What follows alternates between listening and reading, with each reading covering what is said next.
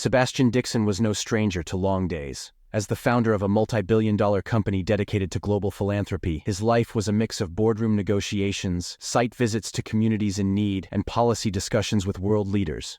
But today, he wanted none of that. Dressed casually in jeans and a well-worn shirt, he boarded a first-class flight under the pretense of taking a rare moment for himself. The plush seats and muted hum of the engines promised a brief respite. He allowed himself a contented breath as he settled in, pulling out a paperback novel, a rare luxury for him. But tranquility was short-lived. Bethany, a senior flight attendant known for running her section with strict decorum, approached. She had been with the airline for years, and her rigid adherence to standards often blurred into unyielding bias. Today, her eyes fell upon Sebastian, scanning his casual clothing with thinly veiled disdain. The lines around her mouth deepened as she forced a smile that carried no warmth. "Sir, may I see your ticket?" she asked, her tone betraying suspicion. Sebastian handed over his ticket calmly, though he noted the sideways glances from other passengers.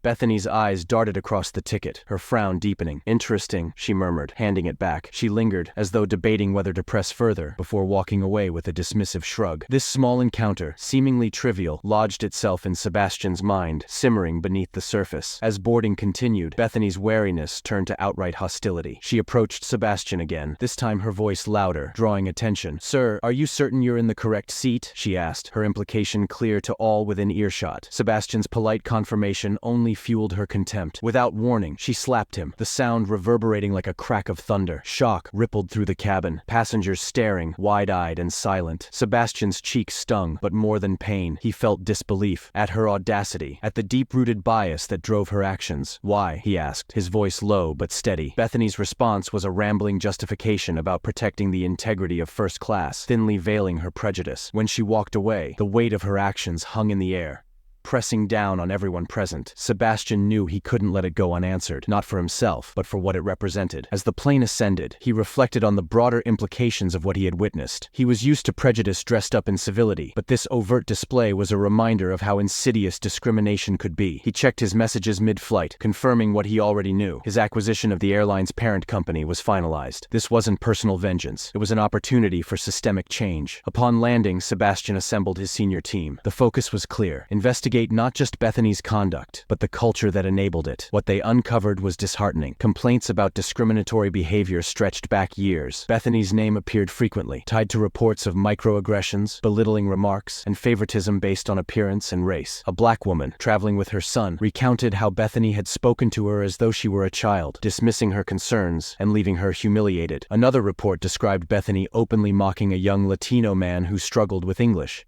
And yet these reports were met with minimal consequence, ignored or buried by higher-ups uninterested in shaking the status quo. Sebastian understood that addressing this required more than punishing a single individual. It demanded cultural transformation. He mandated comprehensive sensitivity training across the airline, a move met with resistance. Employees, accustomed to their routines, balked. Bethany, predictably, was among the loudest dissenters. During training, she sat with her arms crossed, a sneer permanently etched on her face. Role-playing exercises were dismissed with eye rolls, and educational videos on bias were met with sarcastic comments. Sebastian, watching recordings of these sessions, felt his resolve harden. Changing deeply ingrained prejudices was like shifting tectonic plates. It demanded patience, force, and constant pressure. To make matters more personal, he invited Bethany to a private meeting. "Why do you resist so much?" he asked, his voice calm but probing. Bethany's defenses crumbled briefly. She spoke of growing up in a small town where certain stereotypes were ingrained, where people knew their place. But the moment passed, and her walls came back up, fortified by decades of conditioning. Sebastian left the meeting frustrated, but determined. He knew she was more than just a villain. She was a product of a flawed system, but that didn't absolve her of responsibility. The next phase of his plan was risky: a company-wide live stream where Bethany would be given the chance to speak, acknowledge her actions, and hear firsthand the pain they caused. She resisted, fearing public humiliation, but she had little choice if she wanted to keep her job. On the day of the stream, she stood before the camera, visibly shaken. Her rehearsed statement fell flat, a dry recitation of regret without true accountability. It did little to sway public opinion. Critics seized upon the moment, accusing the airline of exploiting the controversy for image management. Sebastian knew the criticism had merit. Words alone were meaningless without genuine transformation. To build credibility, he organized forums where passengers who had experienced discrimination could share their stories. One by one, they stepped forward, each recounting moments of indignity, each each voice raw with pain. When the elderly black woman, ignored by Bethany on Sebastian's flight, spoke, her words hung heavy in the air. "I felt invisible," she said, her voice cracking. Bethany listened, her face pale. The realization of how her small acts had accumulated into profound harm pierced her defenses. In a raw moment of vulnerability, Bethany stepped forward. "I was wrong," she said, voice trembling. She spoke not just of her actions, but of the biases she carried, shaped by upbringing and reinforced by ignorance. She didn't ask for forgiveness. She offered an apology and a commitment to change. For many, it was a turning point, a glimmer of genuine remorse. Sebastian approached her afterward. "You have a choice," he said. "You can walk away, or you can help others confront their own biases." He offered her a leadership role within the airline's Cultural Sensitivity Initiative, making it clear this was no reward. It was a responsibility, one she accepted with humility. Bethany dedicated herself to the work. She led workshops, engaged with communities, and told her story, not to absolve herself, but to spark awareness and empathy in others. She was met with skepticism at first. Colleagues watched for signs of insincerity, but as months passed, her actions spoke louder than words. The airline began to change, slowly but unmistakably. Anonymous feedback systems allowed passengers to hold employees accountable. Sensitivity training evolved, guided by real-world stories and experiences. Sebastian reflected on how far they'd come. What began as a moment of humiliation had become a journey of redemption, not just for Bethany, but for an entire organization. By choosing empathy over retaliation,